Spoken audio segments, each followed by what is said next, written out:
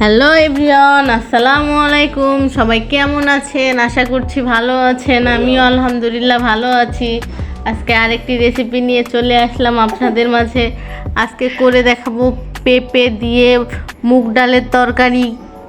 আমি এখানে পেঁপে কেটে নিয়েছি, একটা আলু দিয়েছি, এরপর মুগ ডালটা হালকা ভেজে নিয়ে ধুয়ে পরিষ্কার করে নিয়েছি। এরপর চুলায় একটা প্যান বসিয়ে পরিমাণ মতো তেল দিয়েছি। এখন দিয়ে দিব পেঁপে আর আলুটা আর পেঁপেটা সামান্য পরিমাণে ভেজে নিব। দিয়ে দিব হলুদ আর লবণ। এরপর পেঁপের সঙ্গে হলুদ আর লবণটা ভালোভাবে মিশিয়ে নিব। মিশিয়ে নেওয়া হয়ে গেলে নেড়ে চেড়ে কিছুক্ষণ ভেজে নিব। আমার পেঁপেটা ভেজে নেওয়া হয়ে গিয়েছে, এখন আমি উঠিয়ে নিব। দেখুন,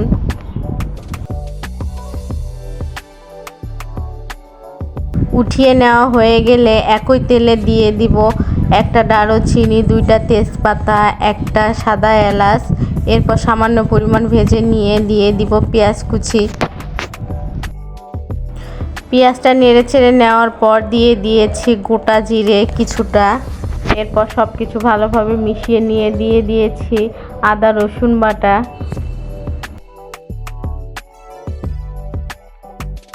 এরপর দিয়ে দিলাম সামান্য পরিমাণ পানি দেওয়া হয়ে গেলে দিয়ে দিব হলুদ গুঁড়ো 1 চা চামচ, দিয়ে দিব মরিচ গুঁড়ো 1 চা চামচ, দিব স্বাদ মতো লবণ। এরপর সব কিছু ভালোভাবে মিশিয়ে নিব।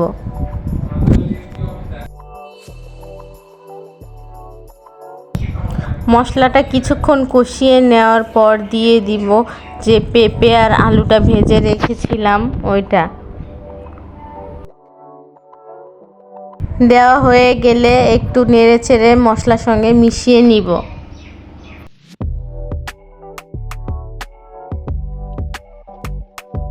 এরপর ভেজে রাখা মুগ ডালটা দিয়ে দিব।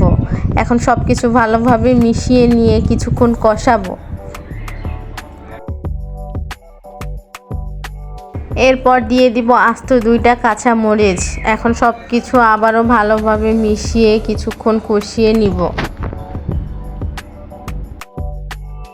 এই সময় অনবরত নাড়তে হবে, নয়তো নিচে লেগে যাওয়ার সম্ভাবনা থাকবে। আমার কষিয়ে নেওয়া হয়ে গিয়েছে। এরপর পরিমাণ মতো পানি দিয়ে দিব সেদ্ধ হওয়ার জন্য।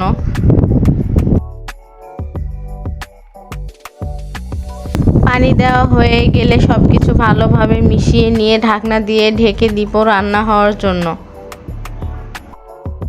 দেখুন, বলক চলে এসেছে। ঢাকনা খুলে একটু ভালোভাবে সব কিছু মিশিয়ে নিব। আপু এবং ভাইয়াদের কাছে একটা রিকোয়েস্ট, যারা এখনও আমার ইউটিউব চ্যানেলটি সাবস্ক্রাইব করেননি, প্লিজ আমার ইউটিউব চ্যানেলটি সাবস্ক্রাইব করে দিবেন এবং পাশে থাকা বেল আইকনটি প্রেস করে রাখবেন। এতে করে আমি যখনই ভিডিও ছাড়বো আপনারা সঙ্গে সঙ্গে নোটিফিকেশন পেয়ে যাবেন। আর যারা ফেসবুক থেকে দেখছেন অবশ্যই ফেসবুক পেজটি ফলো দিয়ে শেয়ার করে রাখবেন। দেখুন, আমার পেঁপেটা সিদ্ধ হয়ে গেছে, ঝোলটাও অনেকটা টেনে নিয়েছে। এই পর্যায়ে আমি কিছুটা ধনা পাতা কুচি দিয়ে দিলাম। এর মাঝে আমি 2-3 বার তরকারিটা নেড়ে দিয়েছি। এখন ঢাকনা দিয়ে ঢেকে দিলাম। পেঁপের তরকারিটা আমার হয়ে গিয়েছে। দেখুন, ঝোলটা অনেকটা টেনে গিয়েছে। আমি এই পর্যায়ে চুলা অফ করে দিয়ে নামিয়ে নিব। চলুন আপনাদেরকে পরিবেশন করে দেখাই। দেখুন কতটা সহজে পেঁপে মুগ ডালের তরকারি করে ফেললাম। এইভাবে আপনারা বাসায় একবার ট্রাই করে দেখতে পারেন, আপনাদের অনেক ভালো লাগবে। এটা গরম ভাতের সঙ্গে খেতে ভীষণ মজার লাগে। আমার এই রেসিপি ফলো করে আপনারা যদি বাসায় একবার ট্রাই করে দেখেন তাহলে অবশ্যই কমেন্ট করে জানাতে ভুলবেন না। আজকে এই পর্যন্ত। সবাই ভালো থাকবেন, সুস্থ থাকবেন। আবারও অন্য কোনো রেসিপি নিয়ে চলে আসবো আপনাদের মাঝে। আল্লাহ হাফেজ।